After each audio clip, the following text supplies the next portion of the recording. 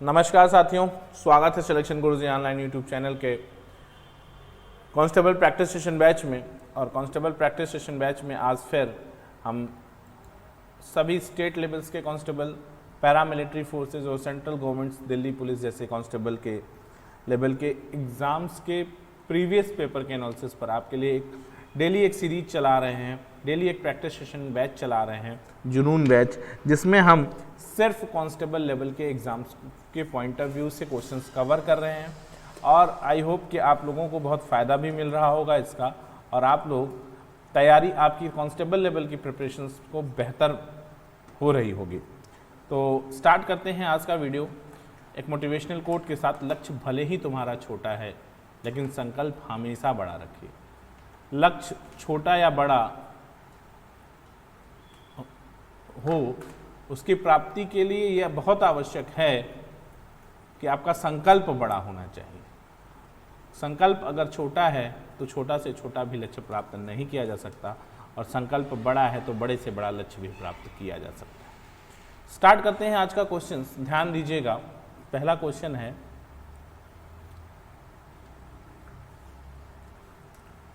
नम्रता और दिव्या की आयु में, ध्यान दीजिएगा, आयु है, आयु में 4:3 का अनुपात है। उनकी आयु का योग 28 वर्ष है, तो 4 वर्ष बाद उनकी आयु का अनुपात क्या होगा? देखिएगा, यहां नम्रता है और यहां दिव्या है। 4:3 का अनुपात है, 4 3 7 बराबर 28 है, योग 28 है, तो 1 बराबर कितना हो गया बच्चा?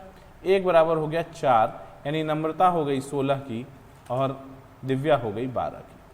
क्लियर बात भाई? अनुपातिक योग 7 और योग बराबर 28, तो 7 बराबर 28, तो 1 बराबर 4, और 1 बराबर 4, तो नम्रता 4 बराबर 16 और 3 बराबर 12।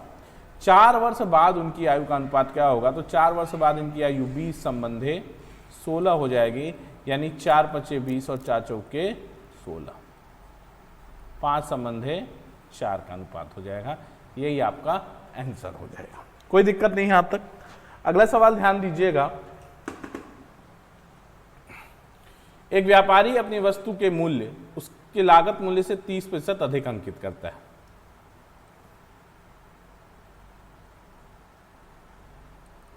एक व्यापारी अपनी वस्तु का मूल्य उसके लागत मूल्य से 30% अधिक अंकित करता है।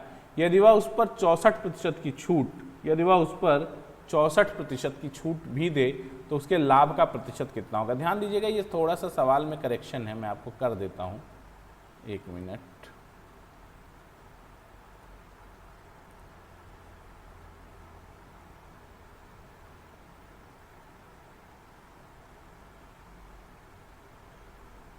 ये जो छूट है ना, ये छूट आपकी है 6.1/4%।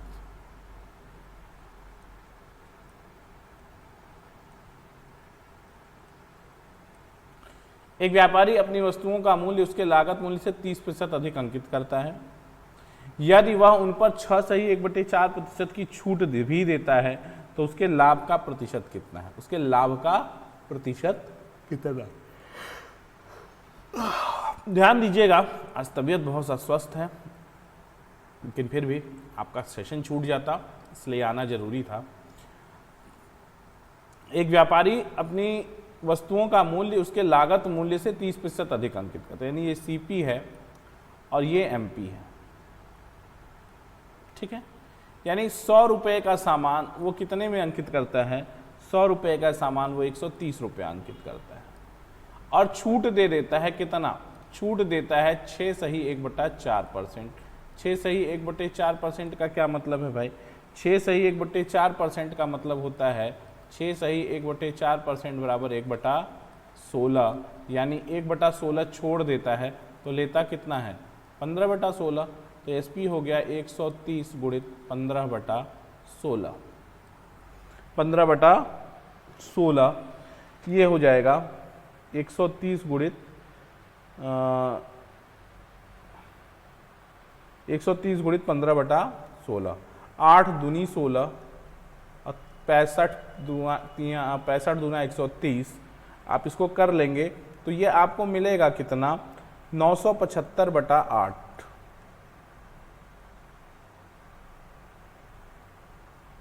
इसका मतलब कितना हो गया, इसका मतलब हो गया, ध्यान दीजिएगा, 975/8। इसको इधर कर देता हूं मैं, 975/8 का मतलब हो गया 121 सही 7/8। देखो 100 का सामान 121 सही 7/8 में बेचा जा रहा है, इसका मतलब है कि कितना प्रॉफिट हो रहा है, प्रॉफिट हो रहा है 21 सही 7/8।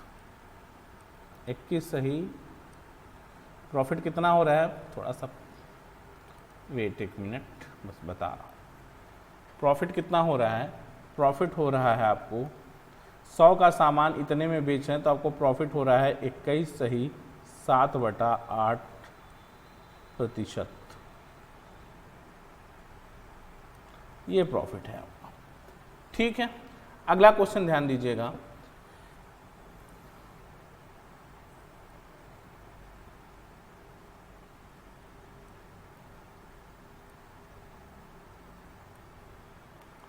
गणतंत्र दिवस पर 450 मिठाइयाँ, गणतंत्र दिवस पर 450 बच्चों में एक समान मिठाइयाँ बांटी जाती हैं, एक समान मिठाइयाँ बांटी जाती हैं, परंतु उस दिन 150 बच्चे अनुपस्थित रहने के कारण प्रत्येक बच्चे को 3 मिठाइयाँ अतिरिक्त मिल जाती हैं। प्रत्येक बच्चे को कितनी मिठाई मिली? ध्यान दीजिएगा, बहुत सिंपल सा सवाल है। किसी स्कूल का, कॉलेज का या कहीं का भी एक स्ट्रेंथ है 450 बच्चों को, और ये निश्चित हुआ कि हर बच्चे को बराबर मिठाई दी जाएगी। ठीक है, बराबर मिठाई दी जाएगी। गणतंत्र दिवस पर 450 बच्चों में से एक समान मिठाइयां बांटी जाती हैं, परंतु उस दिन 150 बच्चे अनुपस्थित हो जाते हैं, और जब 150 बच्चे अनुपस्थित हो जाते हैं, अनुपस्थित होने के कारण प्रत्येक बच्चे को 3 अतिरिक्त मिठाई मिली। यानी जब 450 में 150 अनुपस्थित हो गए दोस्त, तो बचे कितने, 300, और 300 बच्चों को, प्रत्येक बच्चे को 3 अतिरिक्त मिठाइयां मिली, यानी अतिरिक्त मिठाइयों की संख्या कितनी हो गई, 900। अतिरिक्त मिठाइयों की संख्या 900, और ये अतिरिक्त 900 मिठाइयां कितने लोगों में बंटनी थी, अतिरिक्त 900 मिठाइयां 150 लोगों में बंटनी थी, यानी सबको 6 मिठाइयां मिलनी थी। बात को फिर से समझ लो, 450 की स्ट्रेंथ थी, समान संख्या में मिठाइयां बांटी जानी थी, 150 बच्चे नहीं आए, और इन 150 बच्चों की जो मिठाई बच गई वो बाकी सब में बराबर बांटी गई, तो हर बच्चे के हेड पर 3 मिठाई बची।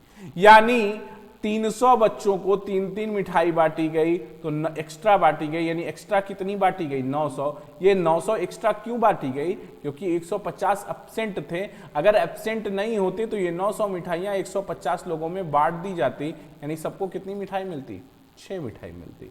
सबको 6 मिठाई मिलती, और अभी 3 मिठाई एक्स्ट्रा मिल गई, तो सबको कितनी मिठाई दी गई, 9 मिठाइयाँ दी गई। वर्तमान परिप्रेक्ष्य में इस समय सबको 9 मिठाइयां दी गई। कोई दिक्कत नहीं ना, कर लोगे, बात समझ पा रहे हो ना? ठीक, अगला क्वेश्चन ध्यान देना।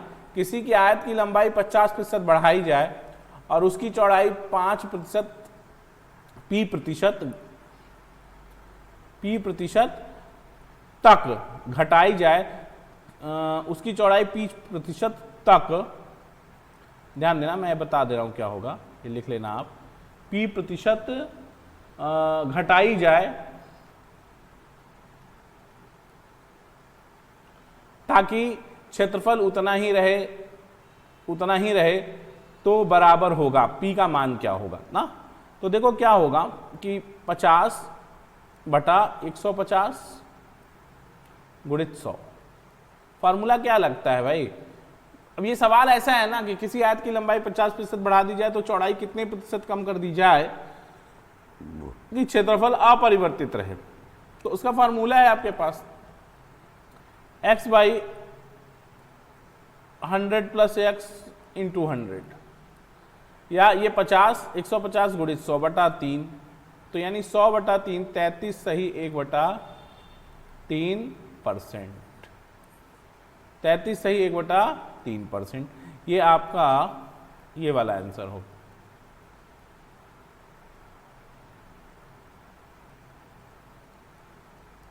ठीक है, अगला सवाल ध्यान दीजिएगा,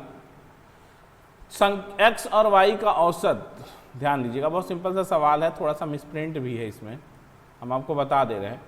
x संख्याओं का औसत y स्क्वायर है, यहाँ जो y2 लिखा है इसको आप y स्क्वायर पढ़िए, y स्क्वायर है, और यह y संख्याओं का औसत x स्क्वायर है, तो x प्लस y संख्याओं का औसत क्या होगा? तो x संख्याओं का औसत कितना है? y स्क्वायर है, तो योग कितना हो जाएगा? X y square, x y square हो जाएगा।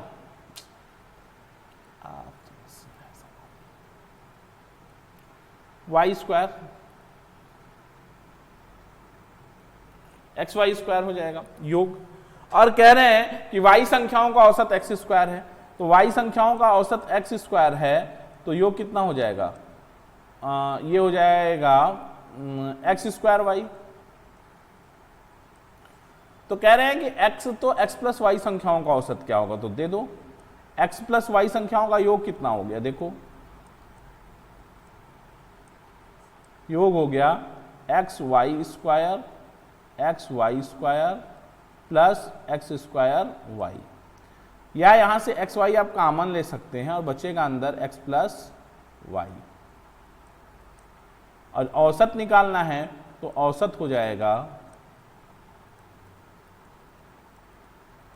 जाएगा x y x plus y बटे एक्स प्लस वाई बराबर एक्स वाई, औसत एक्स वाई हो जाएगा। कोई दिक्कत नहीं है, यहां तक कर लेंगे ना, यहां तक कोई दिक्कत? ठीक है, अगला क्वेश्चन देखो भाई, एक्स संख्याओं का औसत वाई स्क्वायर है, तो योग कितना हो गया? एक्स वाई स्क्वायर, और वाई संख्याओं का औसत एक्स स्क्वायर है, तो योग कितना हो गया? X square y. तो एक्स प्लस वाई संख्याओं का, तो संख्या एक्स प्लस वाई हो गई ना, तो एक्स प्लस वाई संख्या का कितना हो गया? X square y, x y square plus x square y, जोड़ लिया तो x y x plus y हो गया, औसत हो गया एक्स वाई। कोई दिक्कत नहीं, कर लेंगे यहां तक। अगला क्वेश्चन ध्यान दीजिएगा,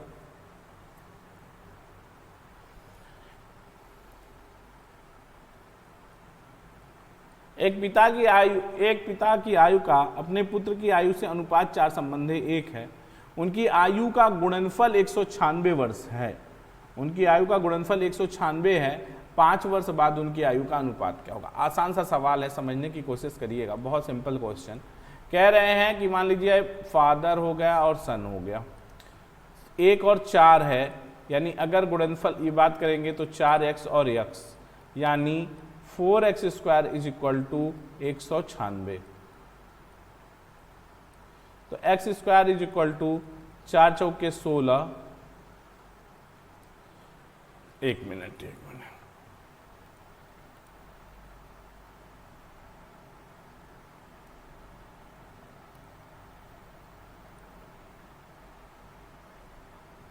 49 हो गया और x बराबर 7 हो गया।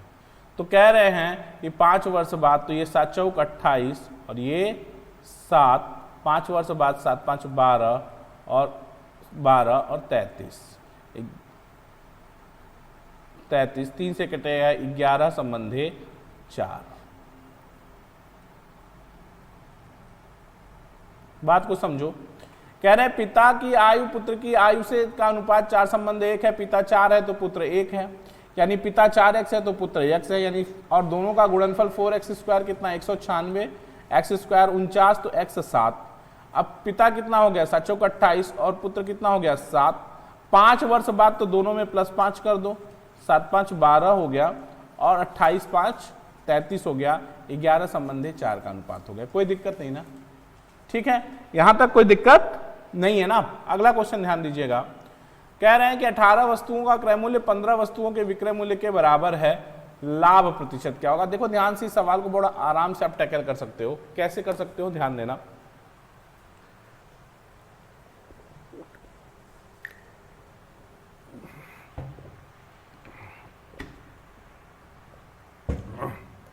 कह रहे हैं कि 18 वस्तुओं का क्रय मूल्य 15 वस्तुओं के विक्रय मूल्य के बराबर है। 18 का सीपी बराबर है 15 के एसपी के, ठीक है। तो सीपी बाई एसपी बराबर 15/18। प्रॉफिट चाहिए। अब यहां से एक चीज क्लियर हो जाएगी कि सीपी कितना है 15 और एसपी कितना है 18। तो प्रॉफिट परसेंट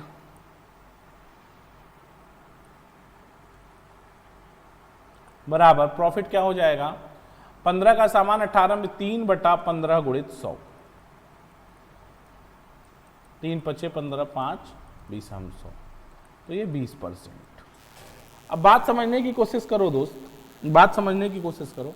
शॉर्टकट क्या है इसका, 18 वस्तु। अब इसको समझ लो कैसे आप एकदम वन लाइन में सॉल्व कर सकते हो। ये तो एक मेथड और प्रोसेस की बात हो गई। वन लाइन में क्या कर सकते हो आप, देखो सीधा यही समझ लेते हैं, कॉर्नर में समझ लेते हैं ना, एक कॉर्नर में शॉर्टकट समझ लेते हैं। क्या, 18 वस्तु जितने में वो खरीद के लाया उतने में वो 15 वस्तु बेच के पैसा पा गया, यानी उसके पास बैलेंस कितना बचा, 3 वस्तु, और यही 3 वस्तु उसका लाभ है। कितने वस्तु बेचने पर, 15 गुणित 100, 20%। ये है इसका ट्रिक, सीधा सीधा इसको समझो। 18 का क्रय मूल्य 15 के विक्रय मूल्य के बराबर है। इसका मतलब ये होता है कि 18 वस्तु जितने में वो खरीद के लाया है, 15 वस्तु पर उसे वो वापस मिल गया, यानी 3 वस्तु उसके पास बैलेंस बच गई, यही उसका लाभ है। तो 3/15 गुणित 100, 20%। यहां तक कोई दिक्कत?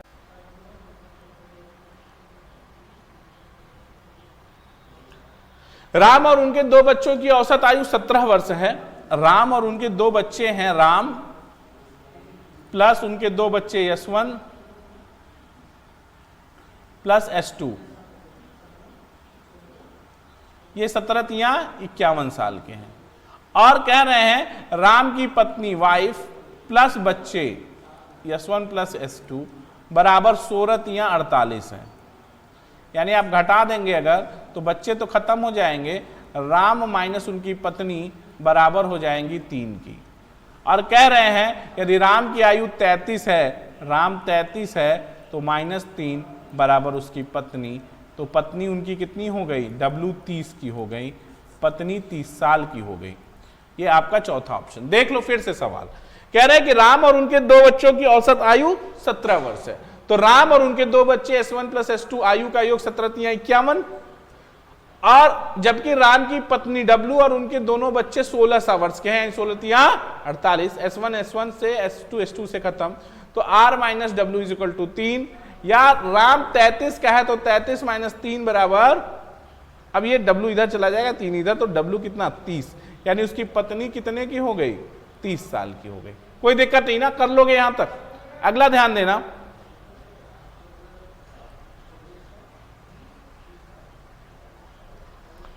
कोई व्यापारी क्या है सवाल, कोई व्यापारी 950 रुपए में खरीदता है तथा उसकी सूची मूल्य इस प्रकार निर्धारित करता है। कोई व्यापारी एक घड़ी 450 रुपए में खरीदता है और उसका सूची मूल्य इस प्रकार निर्धारित करता है कि 10% बट्टा देने के उपरांत भी 20% लाभ प्राप्त हो। पहले तो 2 चीजें हैं, इसको समझो।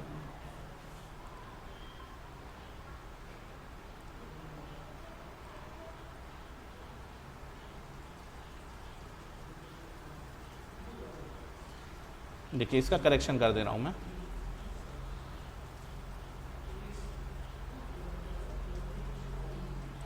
हाँ, कोई व्यापारी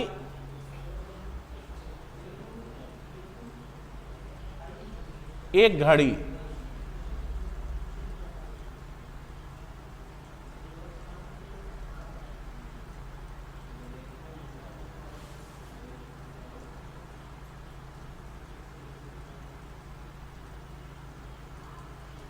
एक घड़ी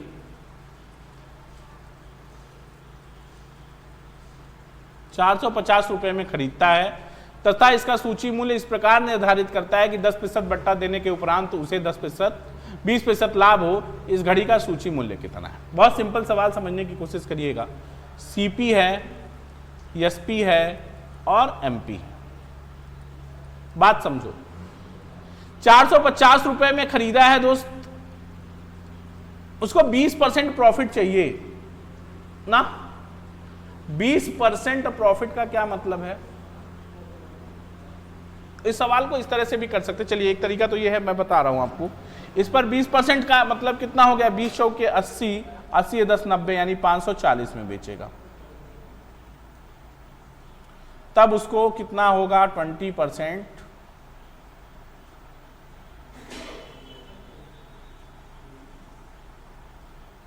प्रॉफिट होगा।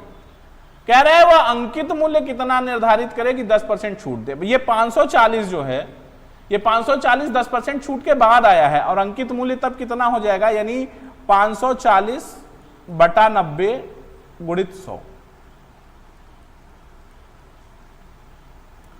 9 छक 54 60, यानी कितना हो गया? 600। 600 उसका अंकित मूल्य हो गया। 600 के अंकित मूल्य पर 10% की छूट देगा, यानी 60 रुपए की छूट देगा, तो विक्रय मूल्य 540 हो जाएगा। और यही इसका सवाल का आंसर है कि उसका अंकित मूल्य 600 हो जाएगा। दूसरा एक तरीका ये था, दूसरा ये है कि सीपी और एमपी में एक फार्मूला बनता है, 100 माइनस डिस्काउंट और 100 प्लस प्रॉफिट। तो यहां 90 हो गया, डिस्काउंट कितना था? 10%, तो 100 माइनस 10 90, और ये कितना हो गया? 120। और 90 बराबर कितना है? 450। 90 बराबर सीपी 450 है, तो 120 कितना हो जाएगा? 9 9 5 45, 1 5 है, तो 12 पंजे 60, 600 हो जाएगा। यहां से भी आपका आंसर निकल आएगा। एक ऊपर वाला भी तरीका है और एक ये भी तरीका है, क्योंकि ये जो आएगा ना, ये 10% डिस्काउंट के बाद ही आया होगा। तो 10% डिस्काउंट के बाद आया होगा, तो 540 कितना है? अंकित मूल्य का 90% है, तो अंकित मूल्य 600 हो गया। 600 पे 10% की छूट दिया, 60 रुपए छोड़ दिया, 40, तो 540 में बिक गया, विक्रय मूल्य 540 हो गया। ठीक है, आगे बढ़ते हैं। अगला सवाल ध्यान दीजिएगा।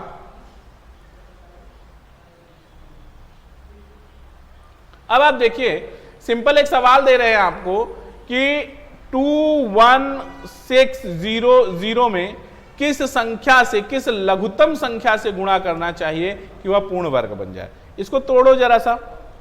ये 216 गुणित 100 में टूट जाएगा, और पूर्ण वर्ग होने के लिए पेयर होना जरूरी है पूर्ण वर्ग के लिए।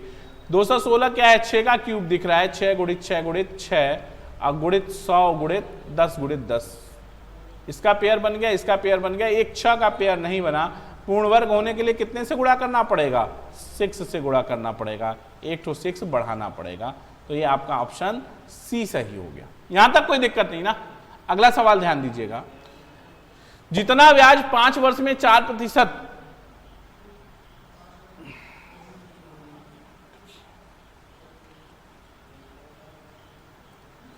जितना ब्याज 5 वर्ष में 4% की साधारण ब्याज दर पर 6,000 रुपए पर होगा, उतना ब्याज 8,000 रुपए की राशि पर 8,000 रुपए की राशि पर 3%,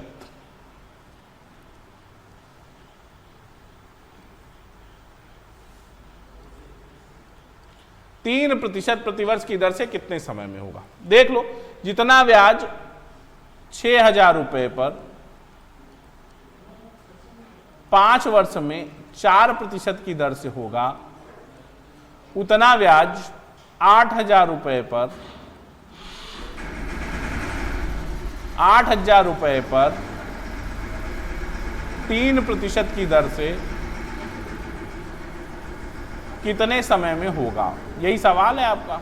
100 से खत्म, 3 से काट लोगे तो 2,000,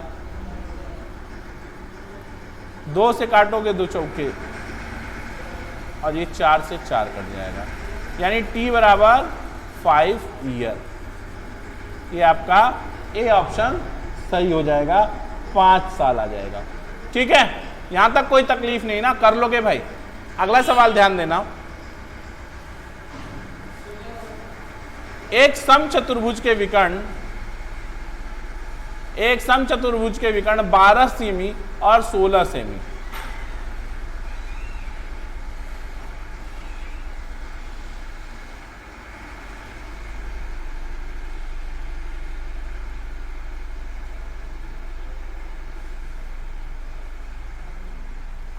बारह सेमी और 16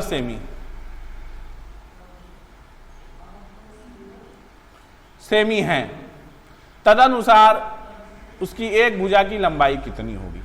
समचतुर्भुज है, ध्यान देना।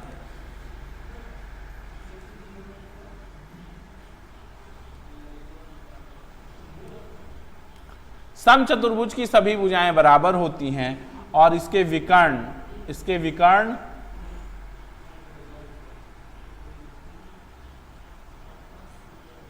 विकर्ण जो है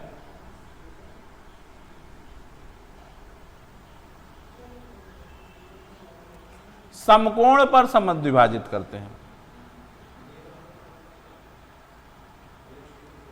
ये 90 डिग्री,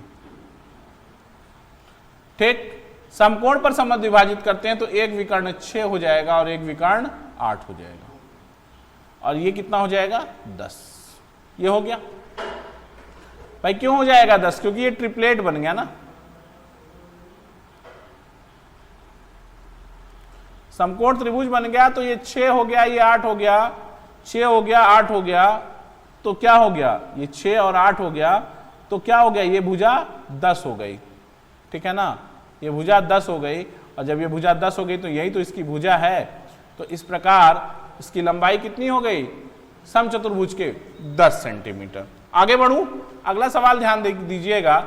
ए द्वारा एक दिन में किया गया कार्य बी द्वारा एक दिन में किए गए कार्य का आधा। ध्यान दीजिएगा, थोड़ा सा कॉन्सेप्चुअल क्वेश्चन है लेकिन बहुत आसान सवाल है।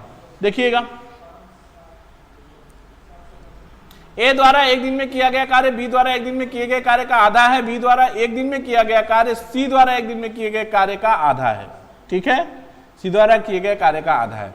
श्री अकेला एक काम को 7 दिन में पूरा कर सकता है। ए बी सी तीनों मिलकर उस काम को कितने दिन में पूरा करेंगे? देखो, ए बी और सी, सी एक काम को 7 दिन में कर सकता है, ध्यान देना।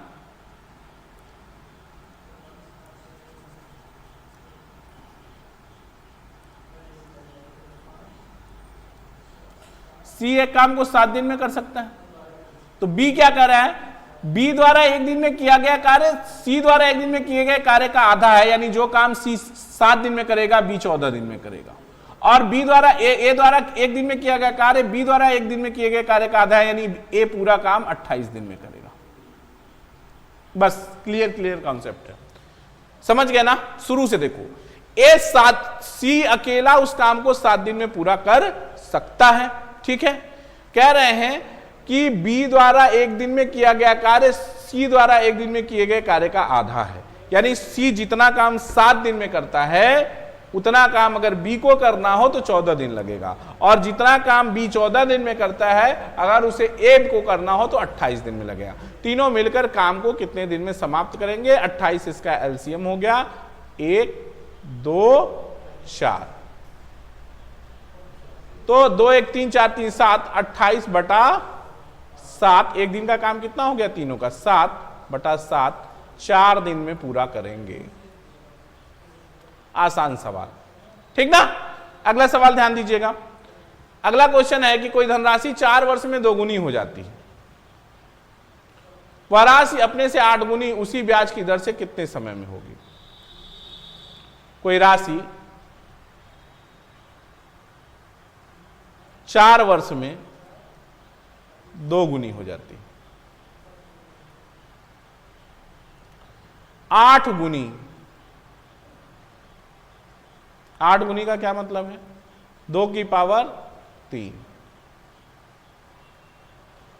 2 की पावर 3।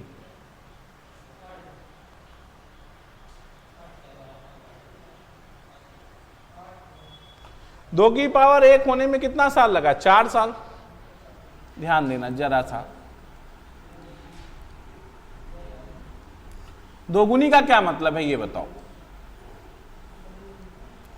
दोगुनी का मतलब है 2 की पावर 1। 1 पावर होने में 4 साल, तो 3 पावर होने में 4 गुणित 3 बराबर 12 साल। 8 गुना होने में कितना साल लगेगा? 12 साल। बी ऑप्शन सही है। ठीक है, सिलेक्शन गुरुजी पर कांस्टेबल के प्रैक्टिस सेशन बैच में आज इतना ही। कल फिर मुलाकात होगी प्रीवियस क्वेश्चंस के एनालिसिस के बेसिस पर, कुछ और बेहतरीन, शानदार और अच्छे सवालों के साथ प्रैक्टिस करेंगे हम सब मिलकर सिलेक्शन गुरुजी पर इसी समय। देखते रहिए सिलेक्शन गुरुजी। चैनल को लाइक करिए, शेयर करिए, सब्सक्राइब करिए। जय हिंद, जय भारत।